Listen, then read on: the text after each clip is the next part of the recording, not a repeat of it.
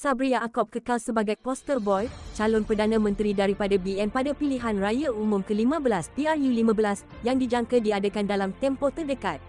Ahli Majlis Kerja Tertinggi MKT UMNO, Razlan Rafi berkata, UMNO tidak berganjak daripada keputusan yang telah dibuat pada Perhimpunan Agungnya tahun lalu. Malah, katanya, ketetapan tersebut dibuat tanpa sebarang perjanjian antara Presiden UMNO, Ahmad Zahid Hamidi dan Ismail Sabri selaku Perdana Menteri sementara. Ia tak ada perjanjian, sebab yang saya tahu dan yang kita dah putuskan, Perdana Menteri akan terus jadi Perdana Menteri seperti yang kita umumkan pada tahun lepas. Kita cakap dalam Perhimpunan Agung UMNO bahawa Ismail Sabri akan terus menjadi poster boy dan Datuk Seri Ahmad Zahid akan menjaga parti. Jadi, itulah perkara yang kita perlu lakukan untuk kita melihat kepada pembahagian kuasa, katanya dalam temu bual bersama Malaysia Kini di Kuala Lumpur, baru-baru ini. Razlan berkata demikian ketika ditanya apakah terdapat perjanjian antara Ahmad Zahid dan Ismail Sabri berhubung kedudukan Perdana Menteri. April lalu, MKT UMNO sebuat suara memutuskan Ismail sebagai calon Perdana Menteri pada PRU akan datang. Perkara itu dipertegaskan sekali lagi oleh Ahmad Zahid pada 18 September lalu. Bagaimanapun terdapat penganalisis politik yang berpendapat kedudukan Ismail sebagai poster boy BN bukan jaminan dia akan dilantik sebagai PM selepas PRU15. Presiden parti tak semestinya PM. Mengulas lanjut, Razlan berkata, bukanlah perkara baru apabila presiden sesebuah parti tidak dilantik menjadi ketua kerajaan atau Perdana Menteri.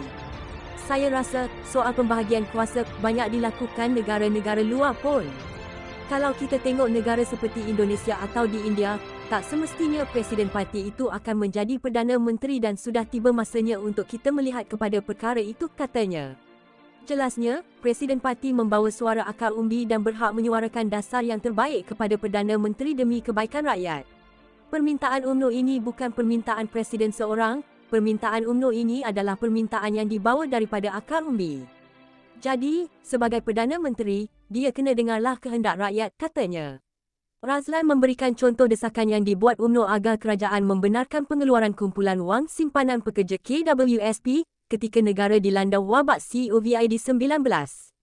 UMNO membawa mandat rakyat di bawah untuk meminta Perdana Menteri, ketika itu Muhyiddin Yassin, melakukan pengeluaran KWSP akaun kedua. Kalau nak ikutkan Perdana Menteri dan juga semua anggota kabinet termasuk Menteri Kewangan Tengku Zafrul Tengku Abdul Aziz tak setuju untuk berbuat demikian. Tetapi kehendak rakyat macam mana? Rakyat nak, jadi kita bawa suara-suara ini dan UMNO menjadi pelopor untuk membawa suara rakyat agar kerajaan dengar dan itulah yang sebenarnya kita cuba buat, katanya.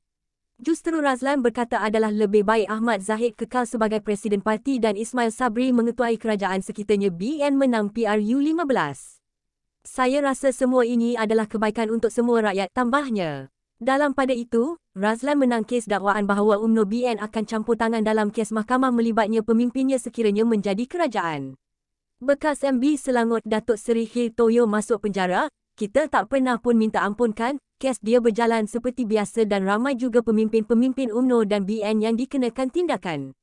Kita beri hak kepada mahkamah untuk tentukan keputusan, termasuklah banyak pemimpin-pemimpin PKR, DAP yang masuk penjara selepas diputuskan mahkamah, katanya. Pada 10 Oktober lalu, Ismail mengumumkan pembubaran parlimen selepas mendapat perkenan yang di-Pertuan Agong untuk memberi laluan kepada PRU15. Suruhanjaya Pilihan Raya SPR akan mengadakan mesyuarat khas bagi menentukan tarikh-tarikh penting PRU15 pada 20 Oktober ini.